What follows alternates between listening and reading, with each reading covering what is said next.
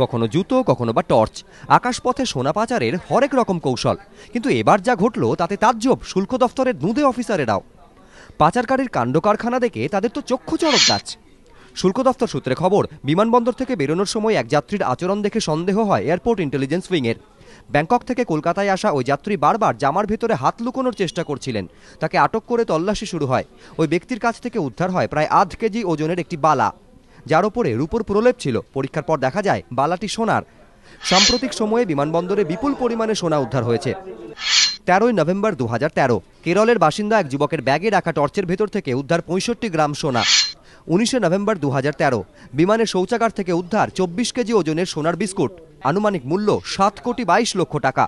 23শে November 2013 cargo বিভাগে তল্লাশির সময় উদ্ধার 3.5 কেজি সোনার বিস্কিট, যার মূল্য 1,19,00,000 টাকা। 1 ডিসেম্বর প্রায় 26 কেজি চন্দন কাঠ সহ ধরা পড়েন এক চীনা যুবক।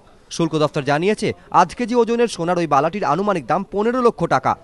সুমিত সেনগুপ্ত ও জয়ন্ত পাল, এবিপি আনন্দ, কলকাতা।